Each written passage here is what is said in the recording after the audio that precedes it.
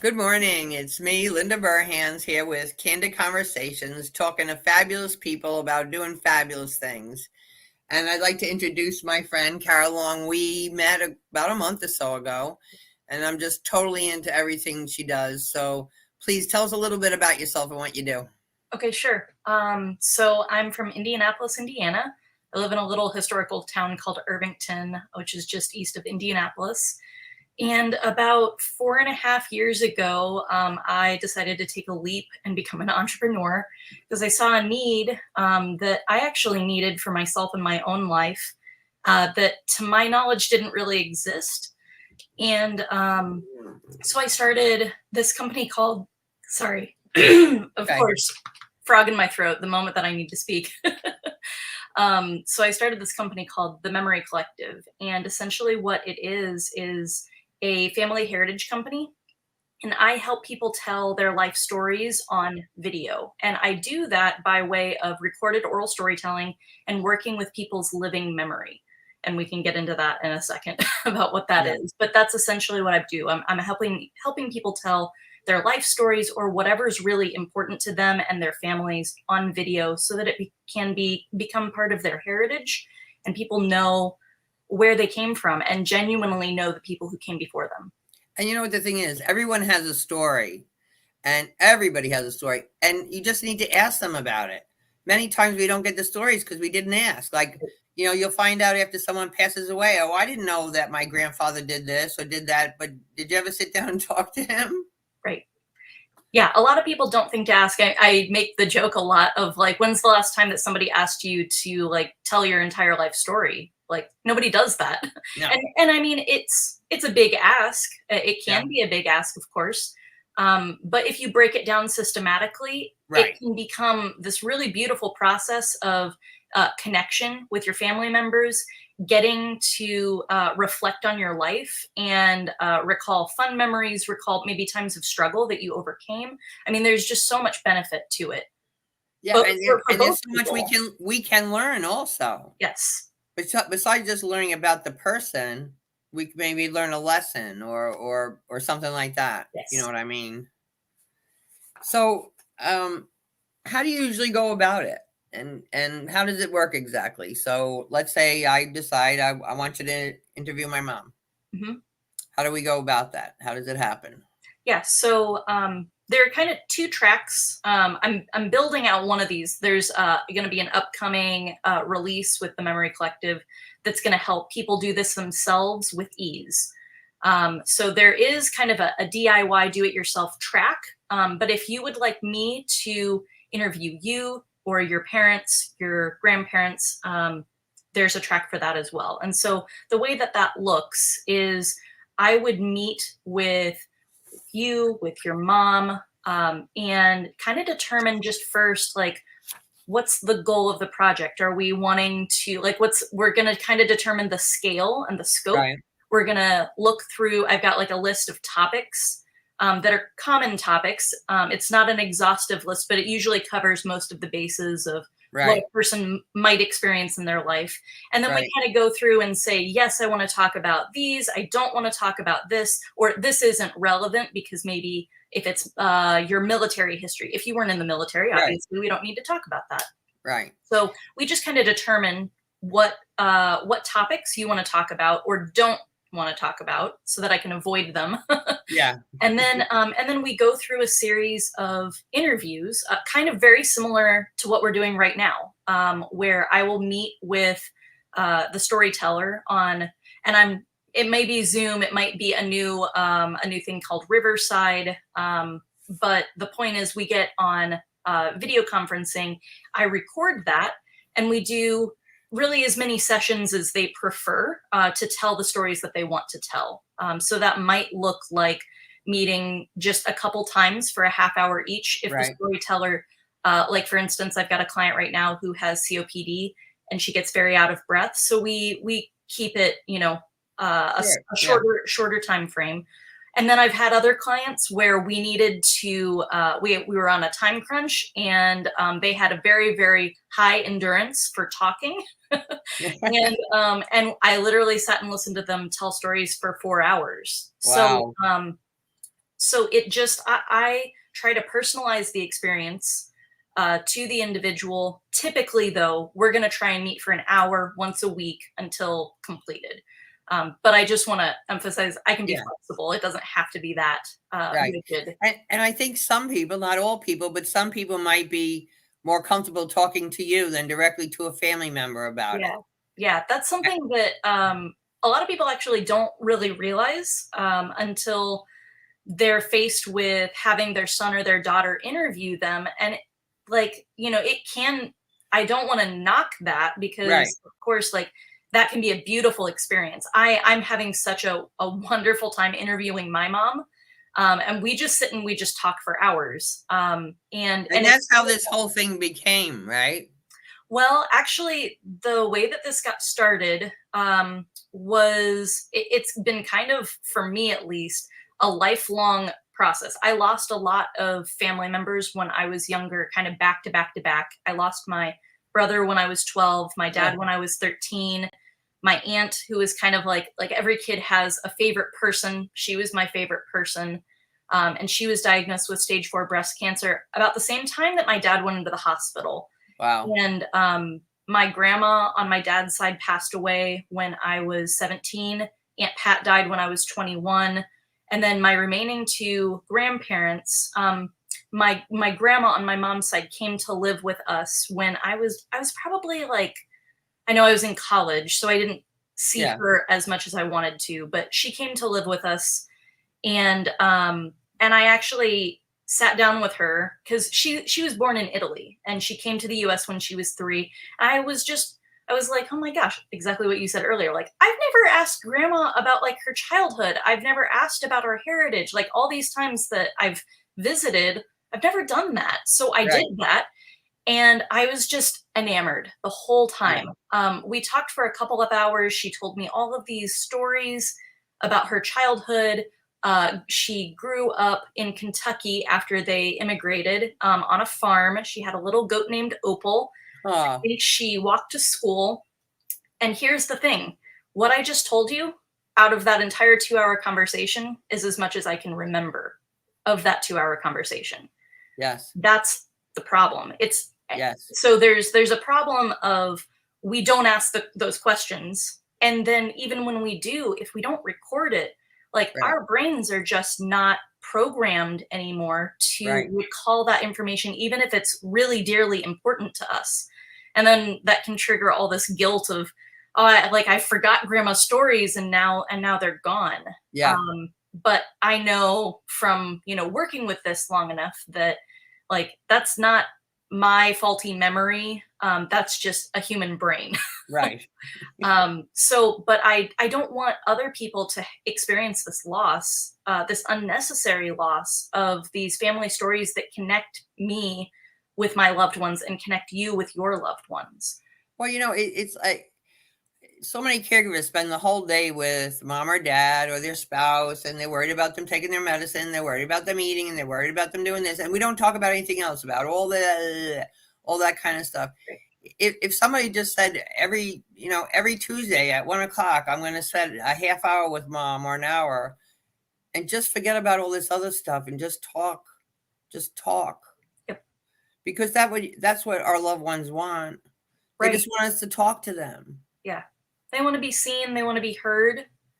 And I think that once, unfortunately, the elderly are just not treated super well. As respectfully as they should be. Right. As respectfully as they should be. That's a good way of putting it. Yeah.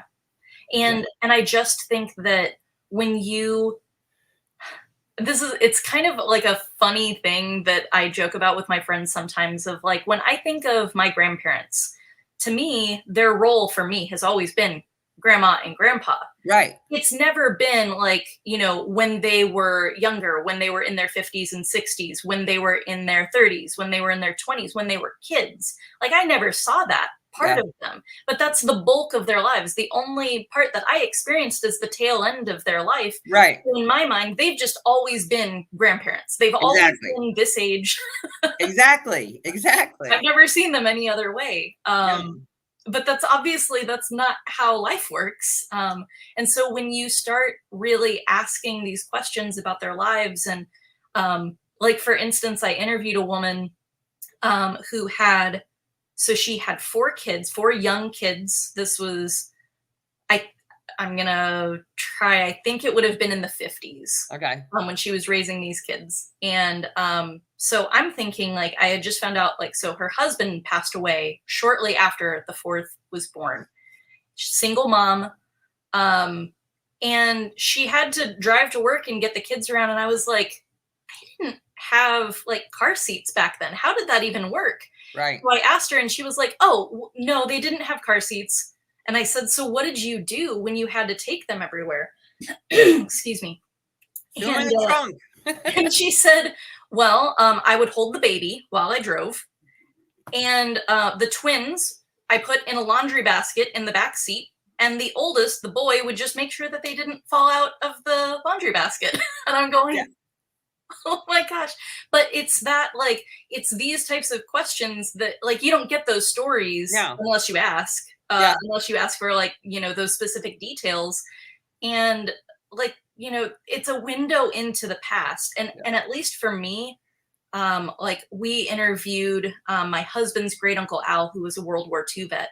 And I learned more about World War II. And I remember now things about World War II that I probably learned in school, but immediately forgot because I had no personal connection to it. But now I do, because he lived through it.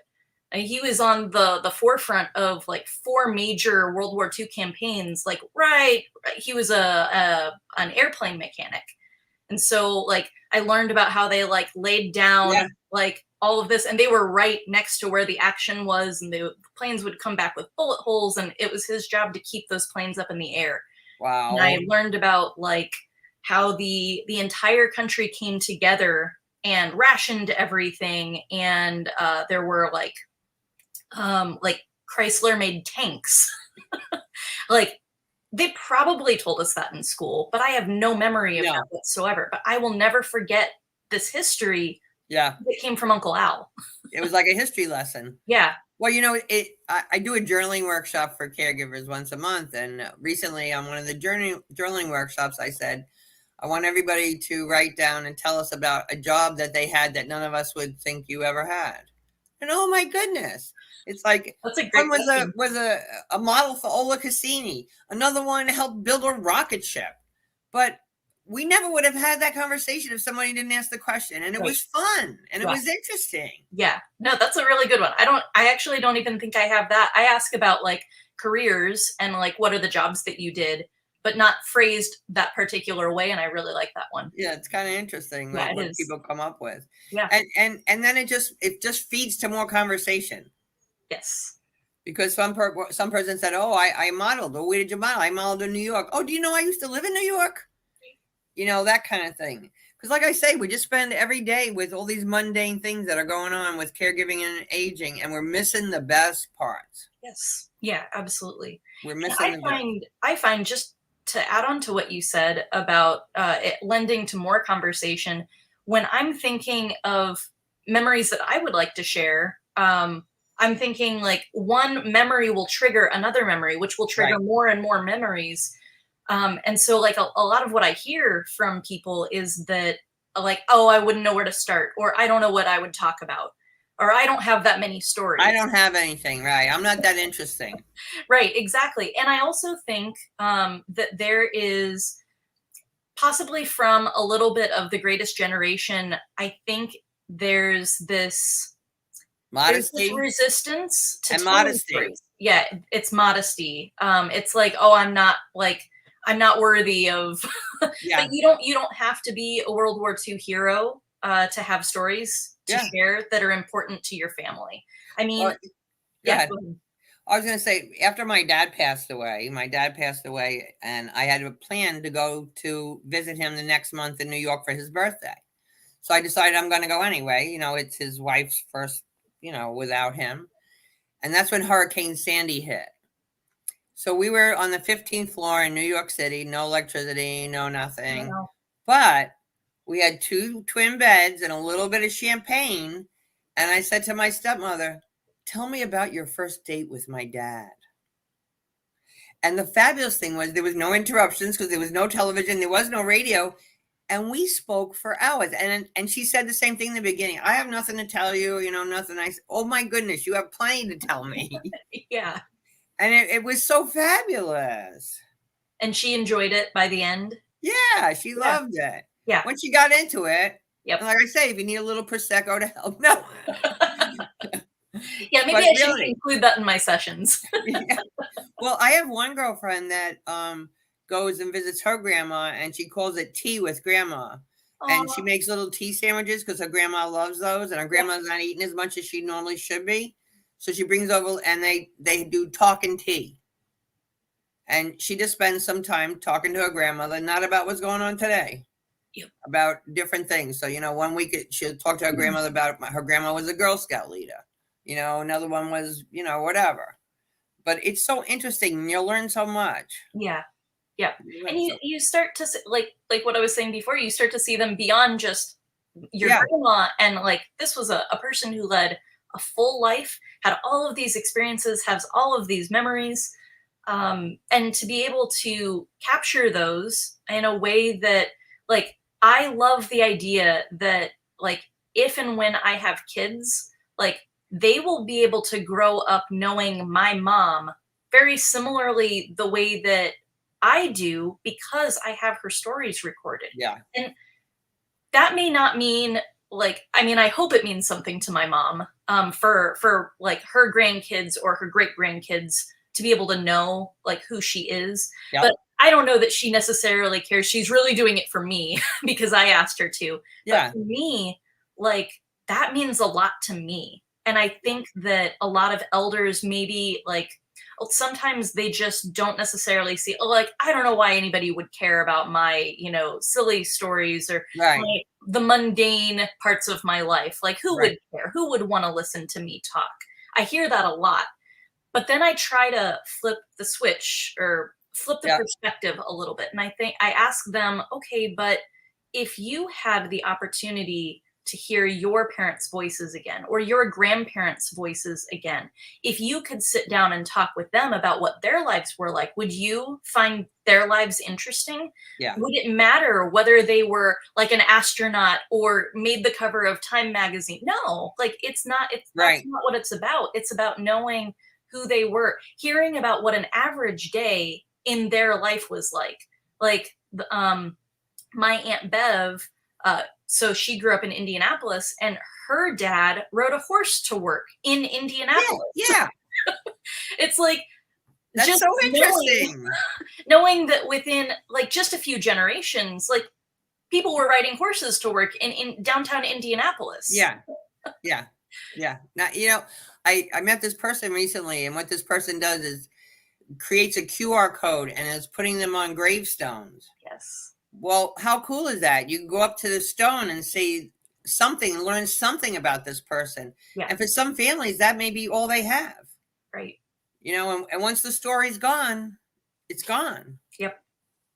And like you say, you won't remember everything. Recently, I had to, my husband passed away. It'll be 3 years in October.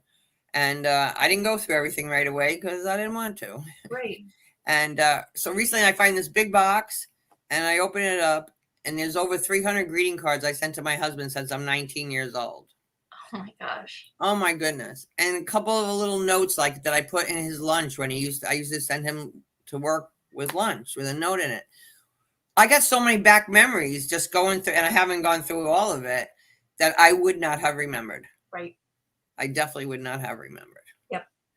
And I think having something with the written word and having a hard book or something. So I have a new great grandson. So I have an album, and it has 2 5x7 pockets. So the top, I put a 5x7 picture of him. And then on the bottom, I have a 5x7 index card, and I'm journaling to him. Yeah. So it started out like when he was in the womb. It says, I don't know who you are, but I can't wait to meet you. But he'll have that album one day, because what is he going to say to his girlfriend one day? You want to see my baby picture from 20 years ago? Let me see if it's in the cloud. Right. What? And nobody wants to see your thing like that. Yep. But yeah, and I just figure, in the future, he'll know a little bit about me, Mm-hmm. and hopefully our relationship will be more conversations. Yes. Because that's what I want. Yeah, absolutely. Yeah. And the exactly kind of what you're talking about, like having to scroll back like years and years and years is just not really conducive. No. It's not convenient for anybody. That's one of the things that I'm hoping to change with the membership that I'm creating. And there will be an app. I don't know exactly when. It's in development right now, Right. but those are some of the things that like I want to change about the way that we are able to connect with family members, hear their stories, and view and sort through the stories that we would like to.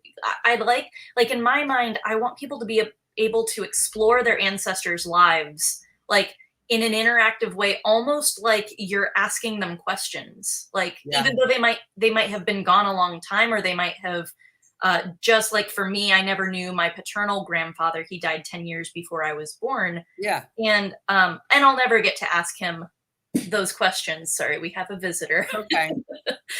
I'm sure it happens all the time when you interview. Yes, all the time. With Um, mine too. yeah. But I'll never have that opportunity with my paternal grandfather. And you'll never hear his voice. Right, exactly. But if we record these things now, then we're creating that for future generations, and we can allow them to explore our lives in a way that it would be so cool for us to be able to do that with our previous generations. But because either the technology wasn't there or the thought wasn't there to do that, or whatever artifacts may have existed have been lost. And that's kind of the difference between, what I do is not genealogy. Genealogy is hunting through artifacts, doing a lot of research, figuring out birthdays and death days and marriage dates and things like that. But what I'm doing is working with living memory, which is trying to pull out what is still in here, what will be lost if basically either communication or memory fails, whether that's through disease, through injury, through a stroke, or through death. I want to be able to, in a way, back up the memories that we all still have inside our minds. And unless you do that in some way, I believe that the best way is recorded oral storytelling, because there's so much more data, if you will, from capturing it at minimum on like an audio file, so that you can hear the voice, you can hear the tone, you can hear the expression. I think video is the best format, at least presently, because you're getting, their facial expressions, you're seeing their voice. You hear their voice, you can hear their laugh, you can see like if they're expressive, if they talk with their hands, you can hear and see like a twinkle in their eye when they say something, or sarcasm in their voice, or their sense of humor comes through more. When I can hear my mother laughing, it makes my day, no matter what. And I'm so happy that I have that. My dad's voice failed before we got that. But I was just thinking too, another suggestion to people is, so lots of times people, and we're going to be coming up to the holidays, they're going to come and they're going to visit grandma, but grandma's failing a bit. And so I don't know what to talk to her about. I'm a young kid, or I'm a teenager, or I'm whatever, I'm 25, whatever. So I suggest to people is to create a memory box. So let's say grandma was a Girl Scout leader. Go online, print out some pictures of Girl Scouts, and open that conversation, because she will remember then. Not everything, but there's a good chance she will remember, and you can start that conversation and not feel uncomfortable, because sometimes our younger generation is not speaking to our seniors because they don't know how or what, or I don't know. I think mostly they don't know what to talk about. I think that's true, even in the gap between me and the younger generation. Like my nephews are part of a younger generation, and I even struggle of, I'm not sure exactly what, like I want to talk to you, but I'm not exactly sure what. And I think that it works, across, all different generations. We're just like, there's a desire to connect, but not necessarily an understanding of how.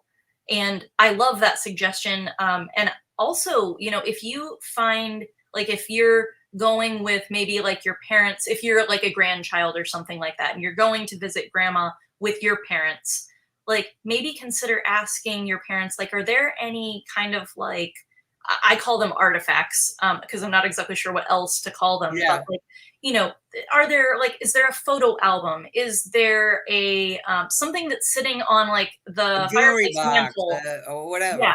just some type of an object that has a story to it, that you know, maybe that it belonged to grandma or grandpa, Right. but you don't know what the story is behind it. Why is it on our mantle? That can, Exactly. like anything, any type of object like that, or photo album, scrapbook, even like a piece of clothing. Like maybe it's something that you know that that your grandma made, gave to your mom, and then your mom gave it to you. There's a story there, Yeah. something. Like even if it was just like, oh, I just made that. Well, yeah, but like, when did you learn how to knit or crochet? What style is this? Who Yeah. taught you? Exactly.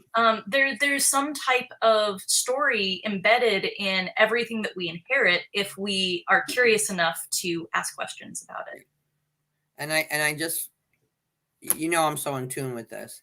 I just think it's so very important. So everyone who's listening today, you can do it yourself. You can contact Kara. We'll give you all her information. Just start these conversations, please. I promise you'll never regret it. Yep. And even if it's just a little bit at a time, and you will find your loved one will perk up.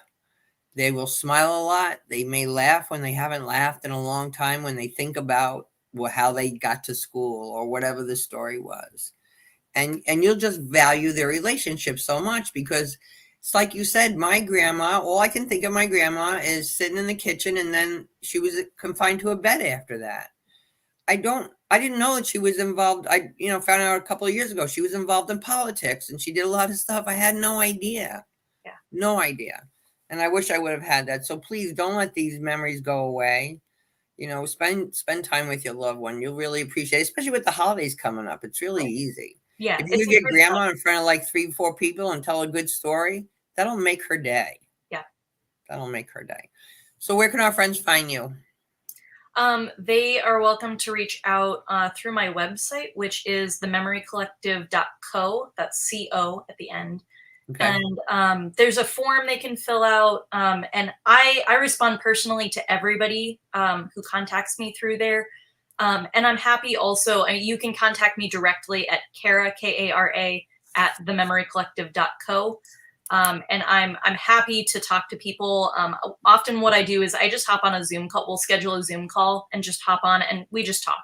Yeah. I want to hear what they're interested in. And I feel like I've come up with a way to help everybody at every stage, whether Yeah. you're just getting started with this and just want more information, whether you need help with just one little aspect and you want to do the rest yourself, or Yeah. you're just overwhelmed by the whole thing and you're like, just please do this for me, get it done, because I don't have, like, I view myself almost the same way as like the way that you might hire like a fitness trainer to help you with your fitness goals, providing accountability, providing structure, and just showing you what you need to do to get to your goal. Like that's kind of how I view myself, but not definitely not for fitness, but for helping you achieve this legacy for your family. Well, you know what? And it's so important if we can start doing this while they're still alive. So I'm just thinking in my head here. So you interview grandma this Thanksgiving, and you got it on video, and you have all this information, whatever. Well, all the family members that couldn't come on Thanksgiving, you could send them that little video about grandma or whatever it is. And when I go back, before my husband died, I had a birthday party for him. He didn't want a birthday. We just called it a celebration. And I had made a video about his entire life, all photos and everything. And I knew that he wanted to see it before he died. Well, am I going to wait until he dies and then at a memorial show it to everybody? Right. So, and he was shocked at some of the stuff that I had in there, but we showed it at the party, and people, ask questions about him and me that they never, I never knew you guys did that. I never knew you lived there. And he had such great conversations. And I don't want my memorial when I'm dead. I want my memorial when I'm alive. Yeah, that's actually, I don't usually talk about this particular service because it's kind of niche. But that is one of the things that I will do for people is like I will help them create a living memorial. And instead of just having like a slideshow that will play at your memorial service, I want you to talk about very briefly, like each of those photos, like why is this picture of you and your brother at the lake significant to you? Like what can you remember? What can you tell me about that day? Or what was significant about like this particular photo of you holding your grandchild to you? And to be able to give that video with their voice overlaid on top of these photos, like that's something that can be passed down in the family for generations. Forever. I did this for a family where I put together, he had already recorded his life story and then he passed away it was very abruptly of pancreatic cancer. And so I put together the videos that we had already recorded and into like kind of a best of his stories. And it was, I mean, the client requested like, you know, it ended up being probably like a half hour. And they were like, I'm not sure if people will listen to the whole. They will. Oh, they did. Oh, they loved it. And it was, he said that it was just this incredible experience of getting to see him alive and vibrant and doing what he loved to do, which was telling stories. Right. So they got to hear him, they got to laugh, they got to cry, they got to smile all together seeing him. And then they all got copies of that as well. So like, it's just, I think people, they don't remember how impactful that story can be, but we are wired as human beings to need and connect through stories. Yeah. And when you don't take the time to do it, it's like the moment that you realize you no longer have access to it, you're like, oh, why didn't I do that? Right. Like I had the opportunity, but I didn't do it because I thought I had more time. But the best time to do it is now. It is not to wait. It's not to wait until grandma is failing or the, you know, the Alzheimer's is starting to get to the point where, well, now it's harder to have her tell those stories. Like that's the very last opportunity to do it. But I'm trying to get people to see like, no, let's like, I'm doing this. I'm 33. I'm already telling like, and recording my life stories. Because I want to have them for my kids. I think it's really cool to document your journey as you go. So this is not just for the elderly. This is for all walks of life at every age. Yeah. And you know what? I think it would be a great gift to give somebody. Yeah. You know, because some people might be like, I don't know. If you say, you know what, I met with this girl, Kara, and I think she could, and this is going to be my gift to you, and you're going to give that gift back to me by accepting this gift. And sometimes that's how you got to do it. You know, sometimes it's, especially with our seniors and that aging and Alzheimer's and dementia, if they think they're helping us, they'll do it because they want to help you and they don't have too many ways they can help you anymore. Yeah. So I do have a free guide on my website that helps people have that conversation with their loved one. It's not like how to actually conduct a full recorded oral storytelling project, but it's just like, I'm nervous about asking my loved one to tell their stories. So how do I even broach that subject? How do I have that conversation? So I have a free guide on there that kind of goes through the things that I've heard most, and then how to kind of think through some of those things, how to listen for what they might be saying, but actually, like, for instance, they might just say flat out no. But if you can get them to, like, if you can get to a place where you understand why they're saying no, you might find that they're just afraid of being on camera. And or they're afraid of the sound, like the recording of the sound of their voice, which is something that is very, very common, but it's also very easy to get past that. And so I'm trying to help people kind of work a little bit with like shifting the mindset of some of these limiting beliefs that they might have about what recorded oral storytelling can look like, and just how to get past some of those little resistances that can prevent this like beautiful gift from happening for the entire family. All right, my friend, what's the last thing you want our listeners to hear today? If you are considering, like, if you have stories in your family, which everybody does, but if you care about, you know, the elders in your family, your parents, even yourself, like consider yourself for if you have kids and grandkids. Yeah.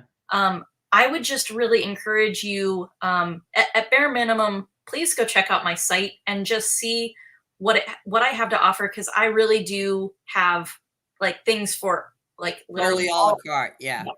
across the board. And I just want to be a resource to people. If you're curious about what, like, to learn more or just to talk about what your vision is, like, I love having those conversations with people, and I want to be a resource. I want to be able to show people the possibility and the potential of what they can create. And one more time, your website. It's thememorycollective.co. All right, my friend, it was fabulous chatting with you. I know we're going to be chatting again soon. Everybody who's listening, Thanksgiving's coming up. Those holidays are starting. It's a good time to start the conversation. Have a delicious day, everybody. See you soon.